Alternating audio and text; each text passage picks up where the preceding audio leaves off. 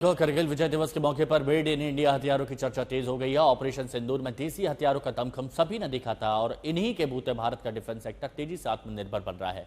इसके अलावा भारत से कई देश हथियार खरीद रहे हैं, जिससे कारोबार जगत को और ज्यादा फायदा पहुंच रहा है। मेड इन इंडिया सैन्य शक्ति का ये नया स्वरूप, इस पर भी दुनिया बहुत आकर्षित हुई है। इन दिनों विश्व के जिन जिन लोगों से मिलना होता है तो भारत के इस मेड इन इंडिया जो औजार तैयार हो रहे हैं, उसके प्रति दुनिया का आकर्षण बढ़ रहा है।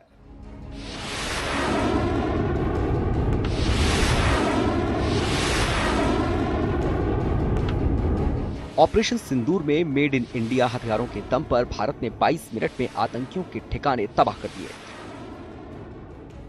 यह हमारी सैन्य ताकत और आत्मनिर्भरता का प्रतीक है।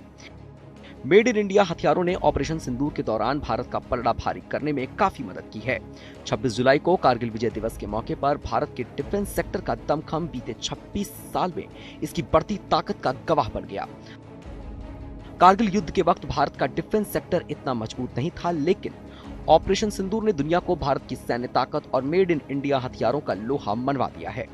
मेड इन इंडिया हथियार भारत को डिफेंस में आत्मनिर्भर बनाने के साथ ही कारोबार के मोर्चे पर भी मदद कर रहे हैं।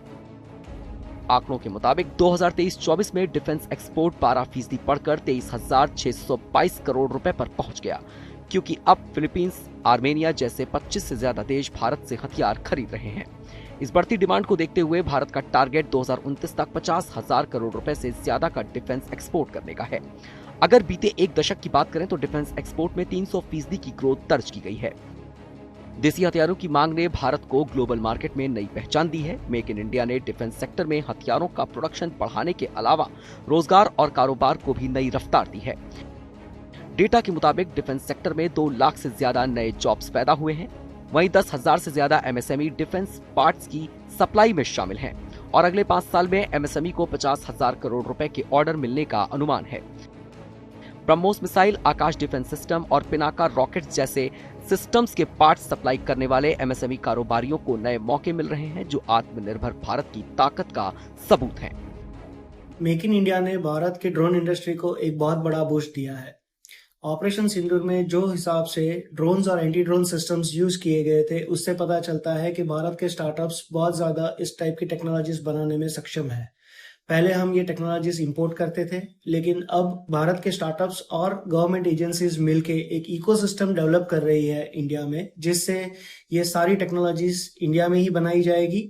भारत रक्षा के क्षेत्र में तेजी से आत्मनिर्भरता की ओर बढ़ रहा है। डिफेंस बजट भी बहुत ज्यादा बढ़ा दिया गया है। इंफ्रास्ट्रक्चर भी तेजी से डेवलप किया जा रहा है, जिससे जरूरत पड़ने पर आर्म्ड फोर्सेस को फौरन मदद मिल सके और रक्षा संबंधी निर्यात भी तेजी से बढ़ रहा है। ऑपरेशन सिंदूर ने दुनिया को दिखाया है कि भारत अब डिफेंस में ग्लोबल लीडर बनने की राह पर है। आंकड़ों के मुताबिक ग्लोबल डिफेंस एक्सपोर्ट में भारत 10वें नंबर पर है और 2030 तक भारत टॉप 5 डिफेंस एक्सपोर्टर बनने की तरफ तेजी से बढ़ रहा है। इसके साथ ही 40% डिफेंस इक्विपमेंट इंपोर्ट को 2030 तक घटाकर 20% तक लाने का टारगेट भी मेक इन इंडिया ने बनाया है। साफ है कि कारगिल जैसे युद्ध को आसानी से जीतने और ऑपरेशन सिंदूर जैसे मिशंस में 22 मिनट में दुश्मन को धूल चटाने के लिए भारत को और आत्मनिर्भर होना ही होगा। ऐसे में मेक इन इंडिया इस दिशा में बड़ा कदम है, लेकिन अभी लंबा रास्ता बाकी है। आज तक ब्यूरो।